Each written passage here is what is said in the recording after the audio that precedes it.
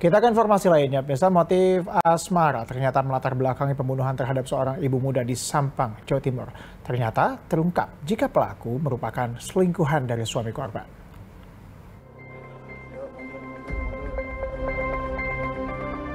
Polisi akhirnya mengungkap motif yang melatar belakangi pembunuhan terhadap SM, seorang ibu muda berusia 30 tahun di Desa Karanggayam, Sampang, Jawa Timur. Ternyata terungkap jika pelaku memiliki hubungan asmara alias selingkuhan suami korban. Motif asmara pun menjadi latar belakang pelaku tega membunuh korban. Pelaku takut suami korban akan meninggalkannya sebab korban dan suaminya berencana merantau keluar Pulau Madura. Karena pelaku ini merasa akan ditinggalkan oleh suami korban karena ada rencana untuk tinggal di Surabaya, untuk bekerja di Surabaya, membuka lapak bersama korban. Seperti diketahui, kasus pembunuhan ibu muda membuat geger warga sebab korban ditemukan tergeletak di kamar rumahnya dengan tubuh dipenuhi luka bacok. Saksi mengungkap jika pelaku sempat dikejar oleh warga, namun berhasil kabur. Saat melakukan aksinya, pelaku mengenakan kerudung serta menenteng senjata tajam berjenis celurit. Didik Setiabudi, Kabupaten Sampang, Jawa Timur. Untuk mengetahui kasusnya lebih dalam, kita sudah terhubung dengan Kasat Reskrim Polres Sampang, ada AKP Sigit Nursio Dwi Yugo. Selamat sore, Pak Sigit. Pak Sigit, kita tahu bersama bahwa motif asmara melatar belakangi kasus ini, Pak. Tapi apakah kemudian ada motif lain terkait dengan hal ini atau benar-benar karena korban dan juga suaminya akan pindah ke Surabaya? Itu yang menjadi motif utamanya, Pak? Iya betul, jadi motif adalah asmara karena tersangka merasa akan ditinggalkan oleh selingkuhannya yang merupakan suami dari korban. Karena sebelumnya tersangka sudah mendapatkan informasi bahwa suami korban itu sudah menjual mobil dan hasil penjualan itu untuk membeli lapak di Surabaya untuk melakukan usaha baru bersama istrinya atau bersama korban. Artinya apakah kemudian sang tersangka ini merasa ketika kemudian ia menghabisi istrinya, rencana itu akan batal begitu, Pak? Tidak, jadi rencana itu memang timbul karena si tersangka ini merasa akan ditinggal dan sebelumnya karena memang sudah punya hubungan asmara itu sekitar 2 tahun dan meminta untuk dinikahi, tidak segera dinikahi. Kalau sudah 2 tahun, Pak, apakah kemudian pernah ada ibarat kata tercium begitu adanya aroma perselingkuhan yang dijalin oleh tersangka dan juga suaminya? Sampai saat ini, sampai saat korban meninggal, itu tidak mengetahui karena memang secara sembunyi-sembunyi hubungan perselingkuhan tersebut.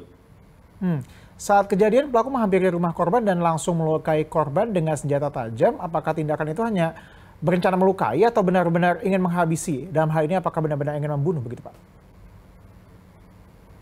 Jadi pelaku ini berangkat dari rumahnya yang berjarak 300 meter antara rumah tersangka dan rumah korban. Kebetulan memang itu daerah pegunungan, jadi pedalaman kurang lebih kalau jalan kaki ditempuh 20 menit sebelum jam 12. Nah, di situ pelaku menunggu sampai bisa masuk rumah korban dan akhirnya pada saat azan subuh pelaku bisa masuk dan di situ memang pelaku langsung masuk, langsung melakukan pembacokan yang sasarannya tangan dan kaki. Namun karena lukanya banyak dan dalam, akhirnya korban meninggal dunia sebelum sampai di puskesmas. Dari keterangan tersangka, Pak, apakah kemudian pernah ada cekcok atau obrolan mengenai rencana kepindahan ke Surabaya ini, dan juga apakah pernah ada juga begitu informasi dari tersangka kepada suami korban ini mengenai apa ya, emosi atau rencana akan menyakiti istrinya? Kalau rencana tersebut tidak ada ditunjukkan kepada suami korban, namun percekcokan itu hanya sebatas ingin dinikahi, namun suami korban ini tidak segera menikahi tersangka. Dari keterangan suami korban, Pak, apakah memang ini perselingkuhan atau memang ada janji, Pak, yang disampaikan begitu, sang suami korban ini akan menikahi si tersangka? Sesuai keterangan tidak ada janji untuk menikahi, namun perselingkuhan itu berjalan kurang lebih 2 tahun. Baik, saat ini suami korban di mana, Pak, posisinya? Masih tinggal di rumah korban. Kita juga mengetahui, Pak, dari informasi yang kami dapat bahwa kakak korban memergoki pelaku, Pak. Apakah ada keterangan mengenai detail pada saat kejadian? Kan juga ada tetangga yang melihat katanya, Pak. Jadi memang sesuai keterangan kakak korban, pada saat mendengar teriakan dari kamar langsung keluar. Melihat sesosok tubuh yang sedang berjalan dengan menggunakan kerudung, dengan menenteng celurit. Namun setelah melihat, dibiarkan keluar karena memang kakak korban ingin melihat dulu keadaan adiknya. Begitu sudah melihat ternyata luka, akhirnya dilakukan pengejaran terhadap tersangka, namun saat melakukan pengejaran, kakak korban terjatuh, akhirnya tidak diketemukan.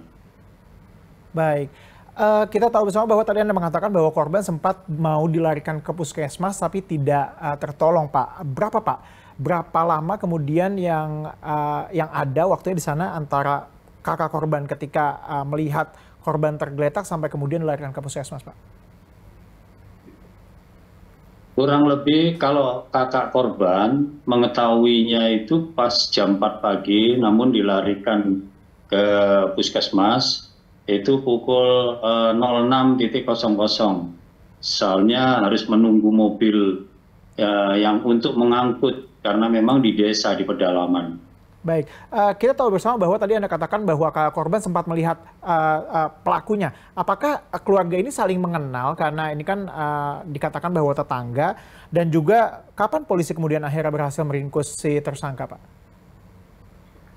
Pada saat diketahui pagi, kakak korban tidak mengetahui pasti bahwa itu tersangka. Namun hanya melihat ciri-ciri tubuh saja karena hanya melihat dari bagian belakang saja. Ya, kalau polisi kapan, Pak, akhirnya menangkap si tersangka ini dan bisa mengidentifikasi? Dari hasil penyelidikan yang kami lakukan, baik berdasarkan teknologi, IT, maupun keterangan saksi-saksi dan hasil penyelidikan di lapangan yang terus-menerus, akhirnya setelah kami lakukan pemeriksaan secara mendalam, penyidik bisa menyimpulkan bahwa tersangka itu merupakan selingkuhan suami korban, dan dari hasil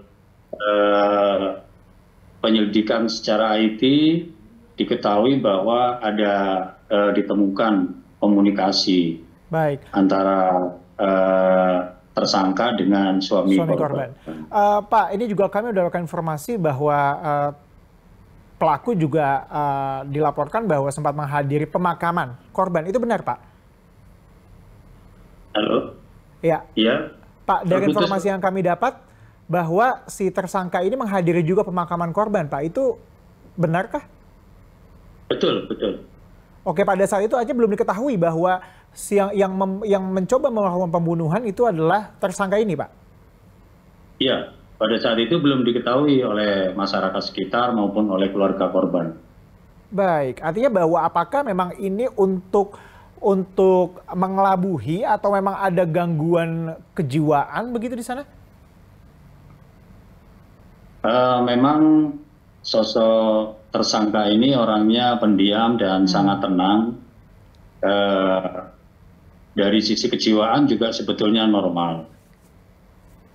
Baik, Pak, terakhir terkait dengan kita melihat semua data di sini, Pak, apakah ini dapat dikategorikan sebagai pembunuhan berencana atau ini penganiayaan yang mengakibatkan seseorang meninggal dunia? Ini merupakan pembunuhan berencana karena memang